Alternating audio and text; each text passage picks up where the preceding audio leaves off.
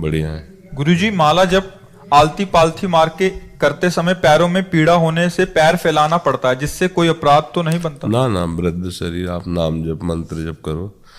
ये जो आसनों में बैठने की बात है ना, ये सब ब्रह्मचारियों की बात है। नए बच्चे हैं ब्रह्मचारी, योग मार्ग में चल रहे हैं, भगवत मार्ग, उनका ब्रह्मचर्य पचे। जैसे आसनों पे सीधा ऐसे बैठा रहता है, इसमें पीड़ा होती है। अब इसको जैसे 2 घंटे 2.5 घंटे 3 बिना हिले ऐसे, तो जो ब्रह्मचर्य है जो अधोगामी है वो ऊर्ध्वगामी होने लगता है, ब्रह्मचर्य पचने लगता है।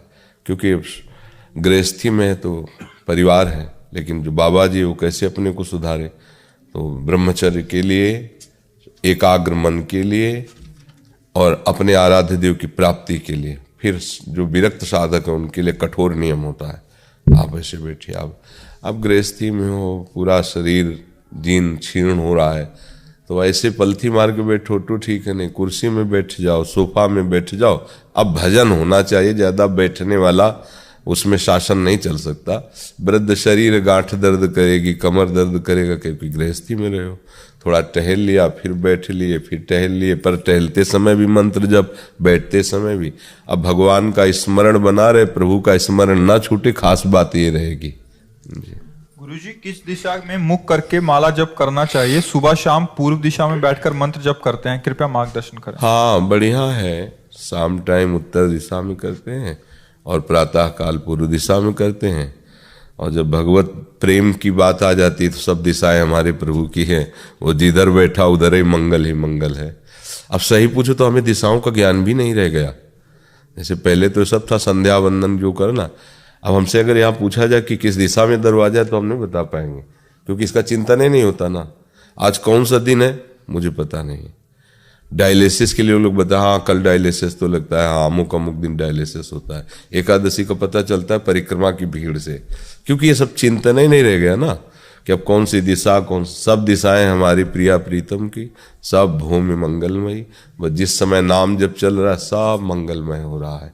पर हाँ, प्रारंभ में ये आवश्यक है कि जैसे प्रातःकालीन बेला पर पूर्व दिशा में जिधर से सूर्य उदय हो रहा है उधर के लिए, और भगवत प्राप्ति के लिए फिर संध्या काल में उत्तर दिशा की तरफ मुख करके भजन करना चाहिए जी। सविता भारद्वाज जी, राधा वल्लभ श्री हरिवंश। गुरुदेव भगवान, आपके चरणों में कोटि कोटि नमन।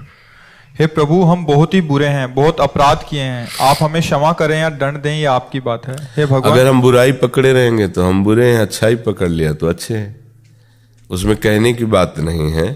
अपने को देखे, जो शास्त्र विरुद्ध, गुरु आज्ञा के विरुद्ध आचरण है उनको ना करे, वही बुराई है।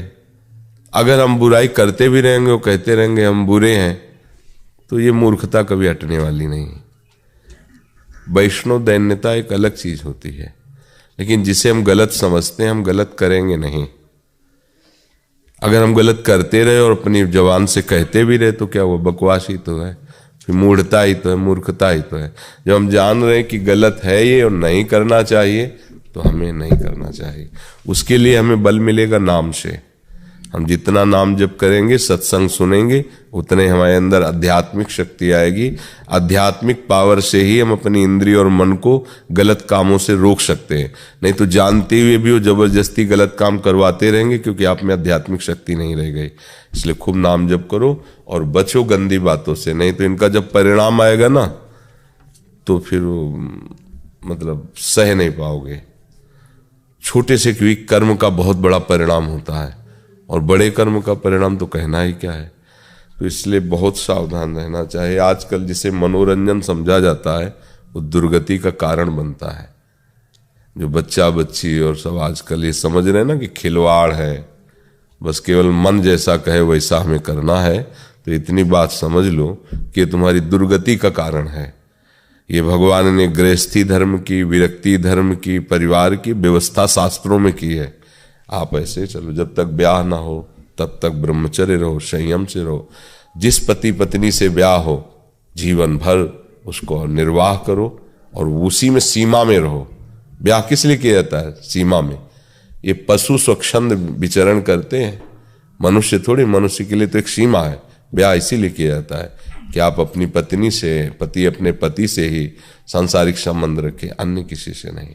और उसको समझा नहीं जाएगा तो पतिवंचक परपति रति करई, रो रो नरक कल्प शत परई।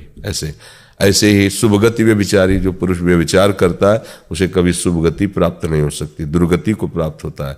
ये बहुत जो हम लोग आजकल मनोरंजन समझते हैं ना, धर्म का त्याग करके मनमानी आचरण, तो ये जब शरीर में भयंकर रोग और दुर्गति होती है तो नरक क्या है, जीते जी देख लो, ऐसा नरक है, इतनी अशांति, घोर जलन। एक घटना बताते हैं, पूर्व में एक शुक्ला परिवार थे, बड़े जमींदार थे शुक्ला जी, और उनका जो लड़का था बिल्कुल हष्ट पुष्ट ऐसा एकदम।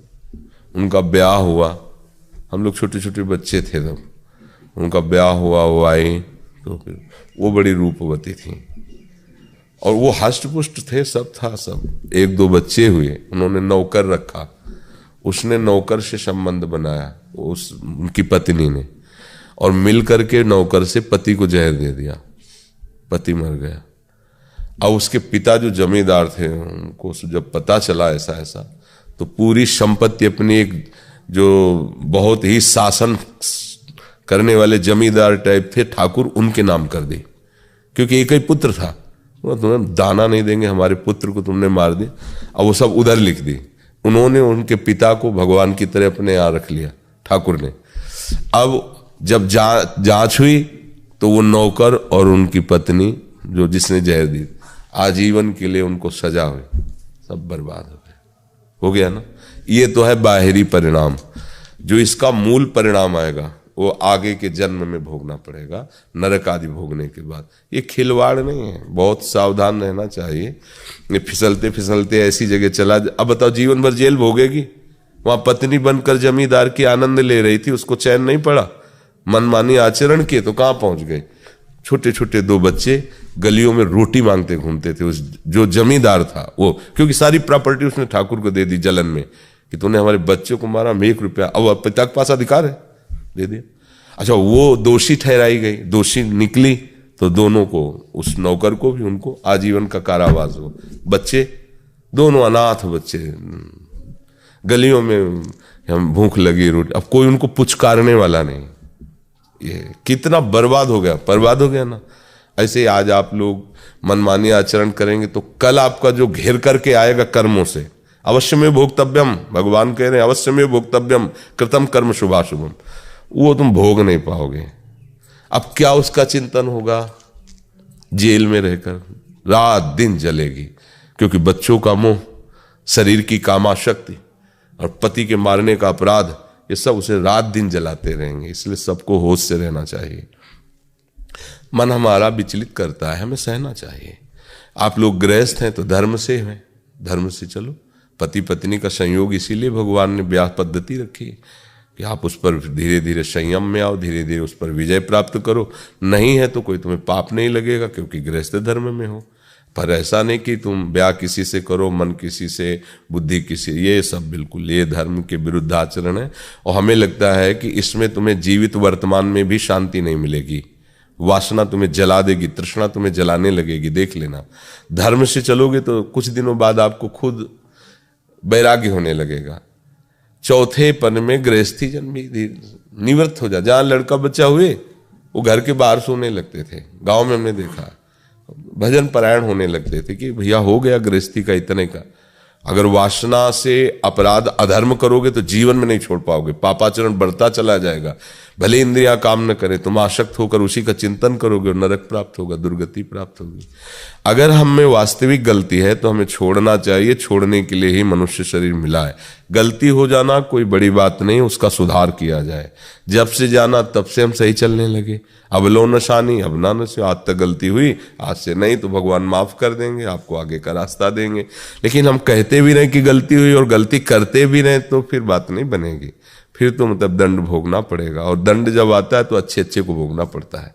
बड़े, अब जैसे पूर्व जन्म में कोई कर्म बना हमसे तो हमारी दोनों किडनी फेल है, अब डायलिसिस हो रहा है, ये परेशानी वो ये तो कृपा कहो कि लाडली जी की शरण में बचपन से भगवान के मार्ग में, तो ऐसे गोद में लिए, नहीं तो गृहस्थी में होते ना तो सड़ते होते, डिप्रेशन में होते, कुछ करने लायक नहीं, कितना खर्चा कहाँ से कैसे, ये भगवान के ये कर्म का ही फल है।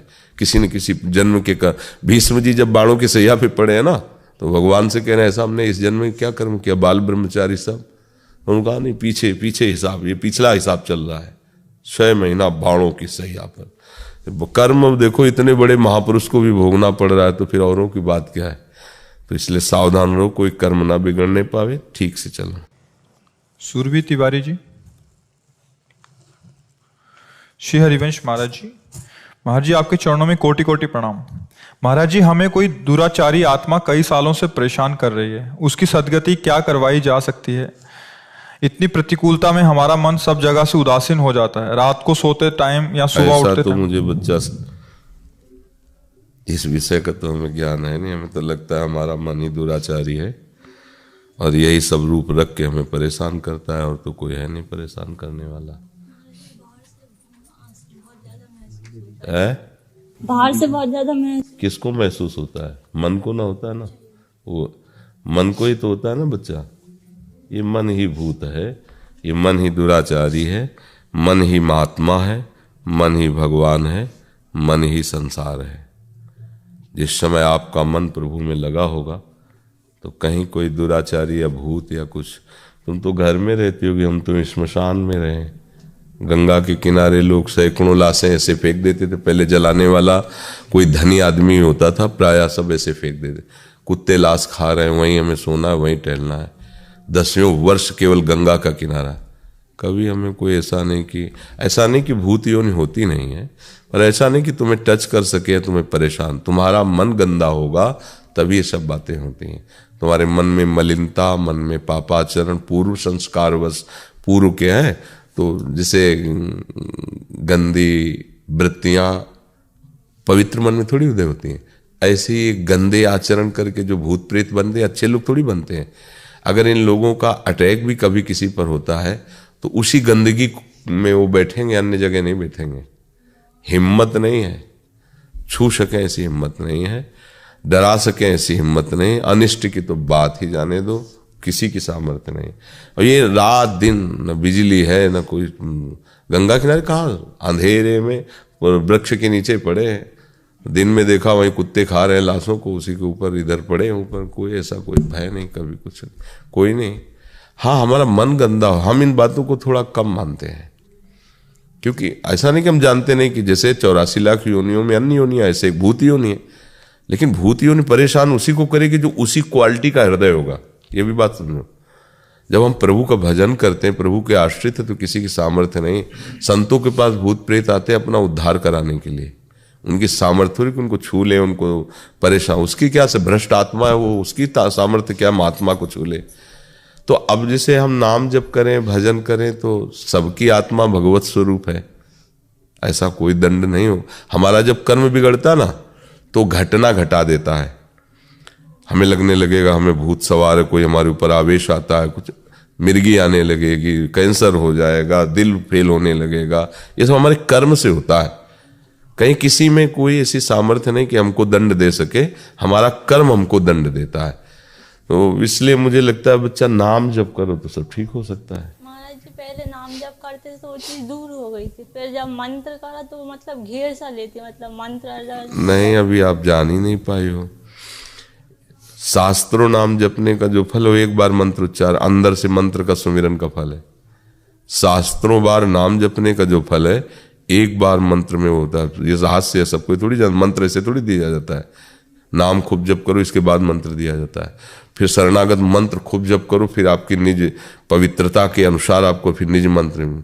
तो ये बात तो बच्चा बिल्कुल हमें नहीं जमी कि तुम नाम जप करती हो तो विकार नष्ट हो जाता है, और मंत्र जप करती हो तो वो घेर लेता है। ऐसा नहीं, मंत्र बहुत सी अजीब अजीब, मतलब एक बारीक बच्चा है। आप डिप्रेशन की दवा ले रहे हो किस, तो आप ले डिप्रेशन की दवा, हम तुम्हें जो बता रहे हैं।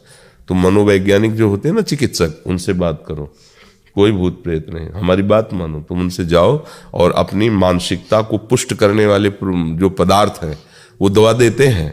जैसे कुछ पेय है, कुछ ऐसे, कुछ नींद की देते हैं, कुछ भोजन की देते हैं। तो आप पहले संपर्क करो, बिल्कुल भूत नहीं।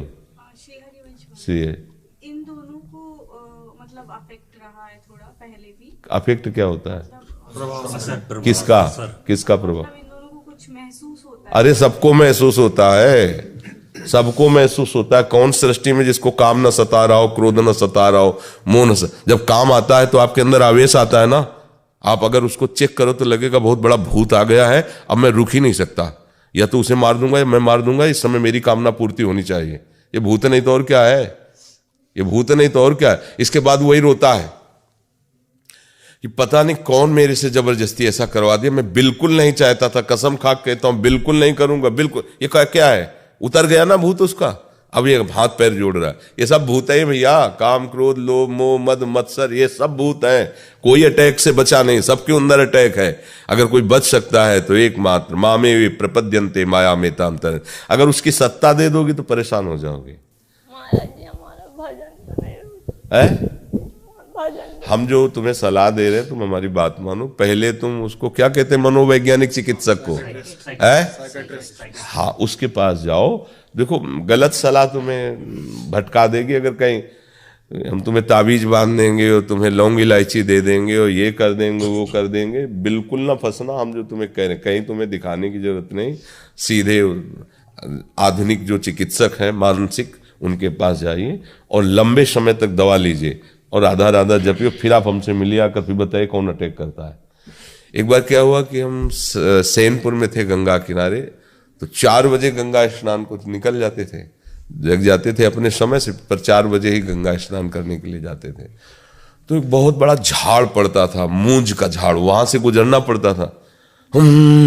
ऐसे बड़ी जोर से भन्नाट हो, पूरा झाड़ जो है ना वो कंपायमान हो जाता और कम से कम 200 पग चलना होता था झाड़ के अंदर ही। मन ने एकदम हमको भयभीत कर दिया, कोई तो है, और रोम खड़ा होने लगा। मन ने कहा आज तक नहीं रोम खड़ा हुआ, जरूर कोई प्रेत आत्मा है। मतलब तेरे के हमको अगर ये डरवा दिया, अब हम क्या बाबा जी है, रोज गंगा स्नान करने जाते, ये तो हमको मार देगा। अगर ऐसे डरवा देगा तब तो हम जी नहीं पाएंगे। नई अवस्था थी, बड़ा जिद्दी स्वभाव था। गंगा स्नान करने गए, फिर लौट के आए। जब दूसरे दिन फिर बनने से हम वहीं खड़े हो गए। हम कहा तब गंगा स्नान करेंगे जब प्रकाश हो जाएगा, हम ये जान लेंगे कौन है क्या है। खड़े रहे। सन की दिमाग होता है साधुओं का। राजा जोगी अगिन जल, इनके उल्टी रीत, परशुराम इनसे बच के रहिए, इनसे करिए थोड़ी प्रीति।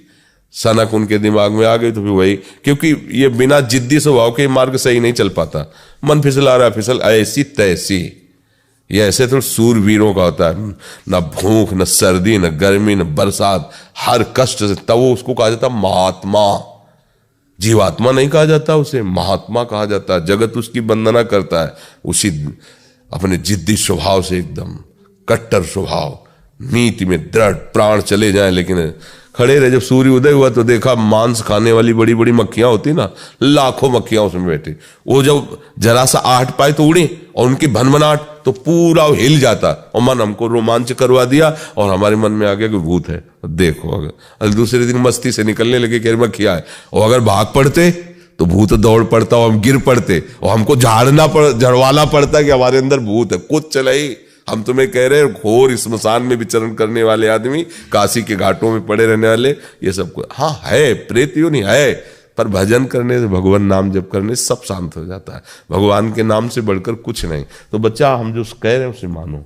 आप पहले किसी वही जो बताए सेक्रेटरी क्या, हाँ हम तो अंग्रेजी हम पढ़े लेला, मनोचिकित्सक से आप उससे मिलिए और दवा लीजिए और नाम जप कीजिए, फिर आप बताना कर, ठीक है ना।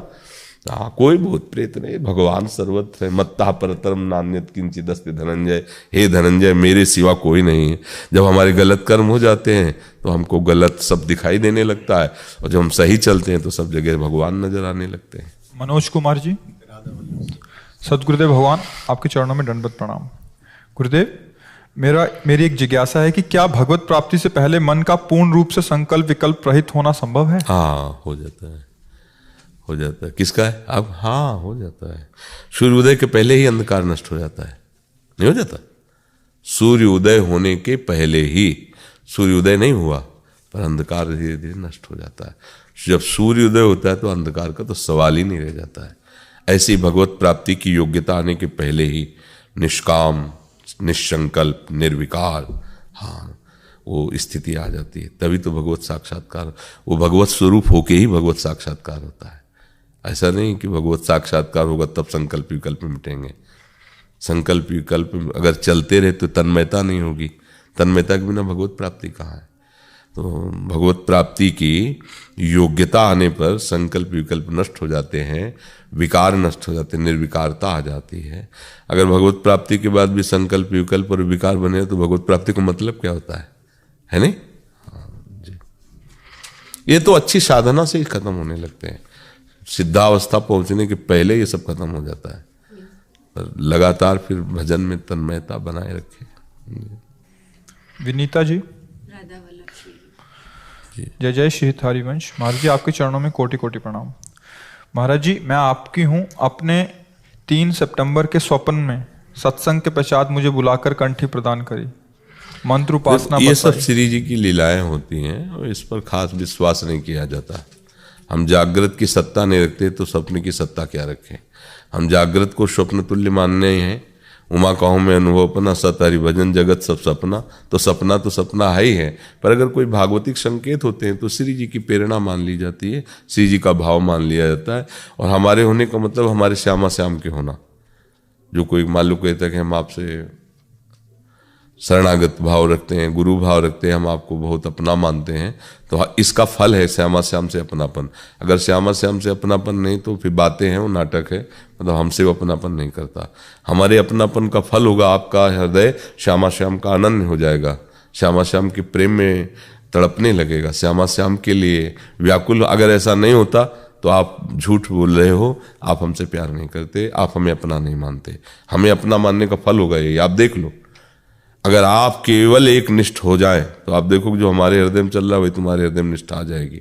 छोटे छोटे बच्चे कौन सी साधना कर रहे हैं, मतलब यही मेरे महाराज जी, और जो हम कह रहे हैं सुन रहे, तो देखो इतने बड़े बच्चे सुधा निधि का सस्वर बिना गलती के पाठ। वो चूक बड़े बड़ों से जहाँ हो जाती है वहाँ एक शब्द हम तो आश्चर्य माना। वो छोटे छोटे बच्चियां नहीं सब बैठ कर सुधा निधि का, सुधा निधि अभी स्कूल गई नहीं है, सुधा निधि को कंठस्थ सुधा निधि, देखो सुधांशु की बिटिया रही, चतुरासी जी सुधा निधि, सब दिव्यता। केवल उनके अंदर कोई साधना थोड़ी, बच्चे केवल ये है कि मेरे महारानी श्री राधा रानी, मेरे श्यामा श्याम, मेरे महाराज जी, उसी का फल आए कि उनके अंदर दिव्यता आ रही। साधु को अपना मानने का फल होता है उसके आराध्य देव के नाम रूप में प्रेम होना। अगर ऐसा नहीं तो या तो साधु नहीं है या फिर आप ड्रामा कर रहे हो, प्रेम नहीं है। दोनों बातें हैं। या तो जिधर आप तन्मयता कर रहे हो उधर वो चीज नहीं प्रकाशित हुई है, तो सब जगह प्रकाशित नहीं हुई, या फिर आपका अंतःकरण बहुत मलिन है और आप फालतू में बातें ऊपर से कर रहे हो। नहीं तो साधु के प्रति थोड़ी भी, भगवान कपिल देव जी ने कहा है कि जो आसक्ति संसार में की जाती है वो बंधन का कारण है। यदि संत महापुरुषों से कर दिया जाए तो वही आसक्ति उसके मोक्ष का कारण बन जाती है, क्योंकि जिससे हम अपनापन करते हैं उसके गुण या दोष हमारे अंदर आने लगते हैं। तो अगर हम किसी सदगुरु संत से अपनापन कर लें तो उनके सद्गुण हमारे हृदय में आने लगेंगे। तो ये बात है। और स्वप्न आदि का हम महत्व नहीं रखते हैं, क्योंकि स्वप्न आदि तो वैसे ही मन के सब खेल हैं। जगत में प्रगट में भी सब मन के ही खेल हैं। सच्चिदानंद प्रभु संकेत करते रहते हैं, निकलो। उसी स्वप्न में आके मान लो तो हम प्रभु से भी लड़ जाए, तुम्हें जब हम सो रहे हैं तब आने की जरूरत क्या है? जागृत में शर्माते हो क्या? अरे हम आपके लिए जीवन अर्पित किया, जागृत में तो आप स्वप्न में भी आओ तो जागृत में भी आओ, और ना आओ तो ना आओ। हमारे पास नाम है, हम राधा राधा कह के सोएंगे, राधा राधा कह के जगेंगे, राधा राधा करके जीवित रहेंगे, राधा राधा कह के मर जाएंगे। तुम देख लो, तुम अपनी तरफ से देख, तो महाप्रेमी हो, ऐसा कैसे? अगर इतना भी प्रेम आएगा तो प्रेम समुद्र वो कैसे टिक सकते हैं? वो तो बहुत प्यार करने वाले हैं प्रभु। मंजू जी जमुनानगर से। राधा वल्लभ श्री हरिवंश। गुरुदेव भगवान आपके चरणों में अनंत कोटि प्रणाम।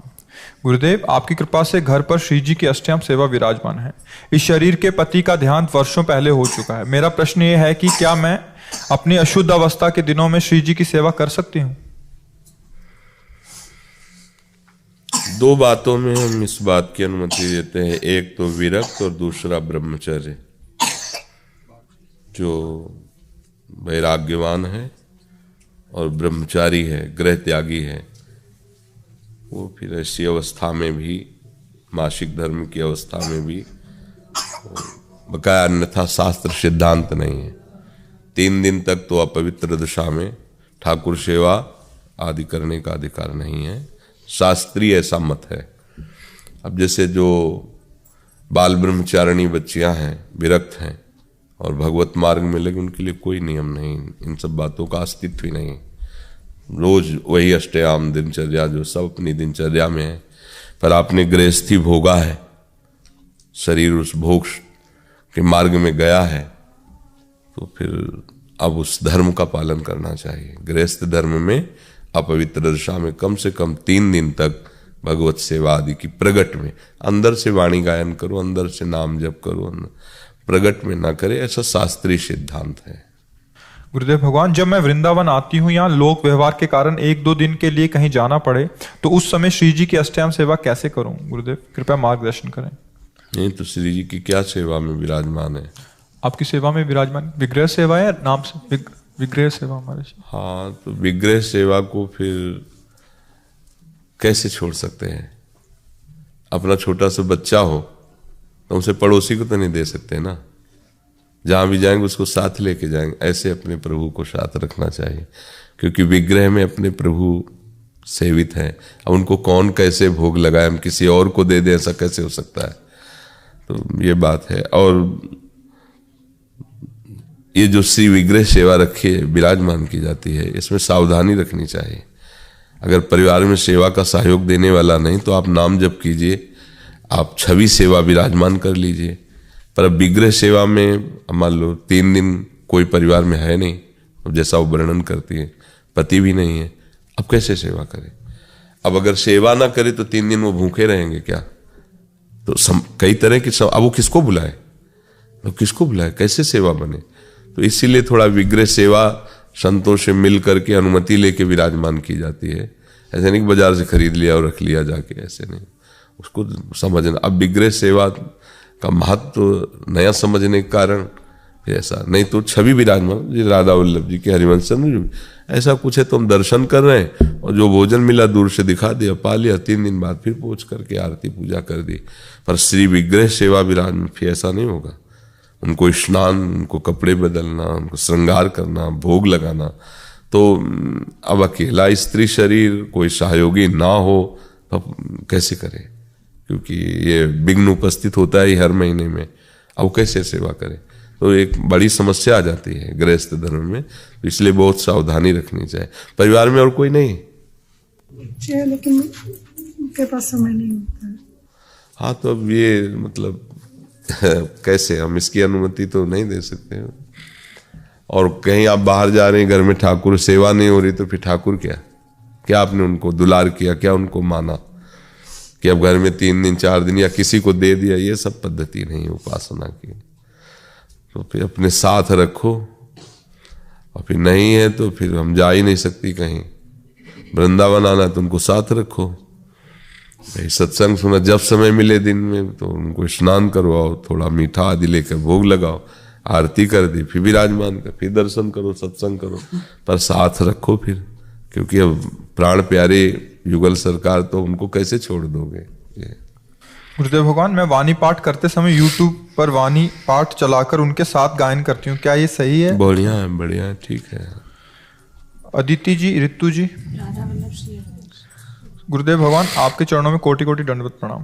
गुरुदेव, इस शरीर के पति का निकुंज गमन पिछले वर्ष श्री गुरु पूर्णिमा महोत्सव पर श्री धाम वृंदावन में हुआ था। अब आपकी कृपा से हम भी 4 महीने से श्री धाम वृंदावन में वास कर रहे हैं। ऐसी कृपा बनाए रखना कि किसी के भी प्रति अपराध ना बने, ताकि हमारा वास अखंड बने और जैसा आप चाहते हैं हम वैसा बने। हाँ, नाम जप करती रहिए और सत्संग सुनती रहिए, और किसी भी ऐसे पुरुष का संग मत कीजिए जो तुम्हारे आचरण पर कलंक लगा दे। क्योंकि अभी शरीर स्वस्थ है तो आपका मन भी हो सकता है आपके खिलाफ खड़ा हो जाए। इसलिए कभी ऐसा अवसर आए तो गलती मत करना, क्योंकि भगवान ने अब तुम्हें चांस दिया है निकलने का। इसे भारी प्रतिकूलता है, पति का अनुपस्थित रहना आजीवन, ये तो भारी प्रतिकूलता ही आई ना। अब इस परिस्थिति को मंगल में बना लो, परमपति श्री राधा वल्लभ लाल को अपना प्रीतम मान के और उपासना में दृढ़ हो जाओ, पर फिसलना नहीं। रिश्तेदार नातेदार कोई भी कैसा भी, अपने शरीर को पवित्र रखना। अगर शरीर को व्यभिचार दोष से युक्त कर दिया, किया करा सब मिट्टी हो जाएगा। जो दंड अभी मिला इससे बढ़कर फिर दंड मिलना शुरू हो जाएगा बाहर। बस ये ध्यान रखना, ये दंड है, कर्म का ये दंड है कि हमारा सुहाग उजड़ गया हमारे यौवन अवस्था में ही, पर उसे हम भगवान की तरफ अगर मोड़ दे तो ये हमारे लिए सौभाग्य उदय हो जाएगा।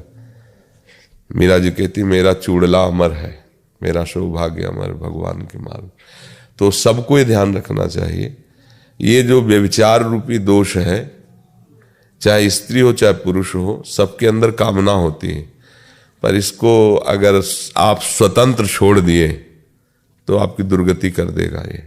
इसीलिए ये सब सीमाएं बांधी गई हैं, मर्यादाएं बांधी गई हैं, ब्याह आदि और सब पशुवत व्यवहार नहीं करना चाहिए।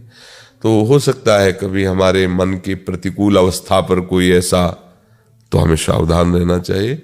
जीवन भर ब्रह्मचर्य से रहो और खूब भजन करो। बहुत बढ़िया मार्ग मिल गया, वृंदावन धाम और श्री राधा वल्लभ लाल हमारे प्रीतम।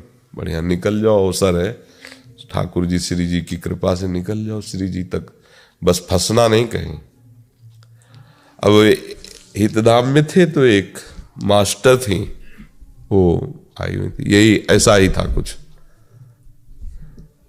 हमका बिहारी जी को मानो, राधा वल्लभ लाल जी को अपना प्रीतम मान लो, भजन करो।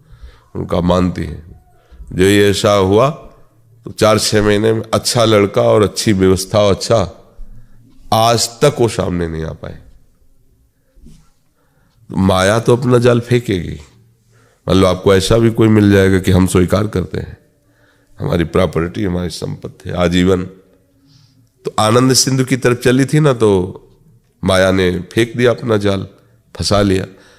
ऐसा निश्चय भगवत प्राप्ति के लिए करे कि भगवान के सिवा हम कहीं नहीं राजी होने वाली तो है, नहीं तो हो जाएगी व्यवस्था। माया है वो सब लीलाएं कर देती। इसलिए अगर प्रश्न किया है कि वृंदावन हमारा निरपराध, तो वृंदावन वास निरपराध को तो भगवत प्राप्ति, तो फिर उसके लिए आपको इस बात से हटना पड़ेगा कि जीवन में चाहे जितना कोई हमें आकर्षित करे, अब हम कुपंथ नहीं में। यदि हमारे भाग्य में सांसारिक सुख होता तो भगवान ऐसा करते ही क्यों? इसका मतलब भगवान अब मुझे ऐसे रखना चाहते हैं तो आजीवन फिर ऐसे चले। नहीं, फिर ऐसा भी है कि किसी को स्वीकार करके, व्यभिचार में तो न उतरे गंदे आचरणों, किसी एक को स्वीकार करके फिर निकले, फिर भजन करे। तो अगर ऐसा नहीं है तो फिर आजीवन ब्रह्मचर्य से रहे और भजन करें। ये अपनी सामर्थ्य देख लेनी चाहिए। जैसे अंदर लगता है कि हम नहीं रह सकती, तो फिर सुयोग्य किसी मित्र को ढूंढो, उसको अपना बनाओ और आजीवन फिर चलो। पर आजकल बड़ा मुश्किल है ऐसा होना, आजकल बड़ा मुश्किल है, क्योंकि आज छल कपट का राज्य है, छल कपट चल रहा है।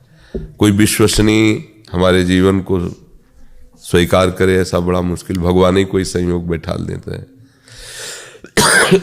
इसीलिए प्रभु को ही अपना मित्र मान ले, उन्हीं को अपना प्रीतम मान ले और जीवन निर्वाह कर, पर व्यभिचार न करे। अगर ऐसा लगता है मैं निरपराध, तो किसी को स्वीकार, एक को स्वीकार कर ले।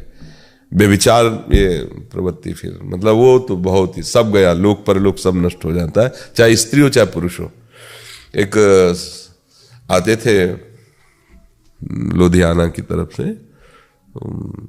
हमारी दृष्टि में आया, हम कहा भाई इस माई के साथ मत आया करो, और वो ब्याह नहीं किए थे। वैसे उनका एक रूम में रुकना और ऐसे रहना हमका हमें अच्छा नहीं लगता। आप हमारे शिष्य बने हो, जब इंद्री बलवान ग्रामो विद्वानम पिकर्षति, तो तुम क्या चीज हो?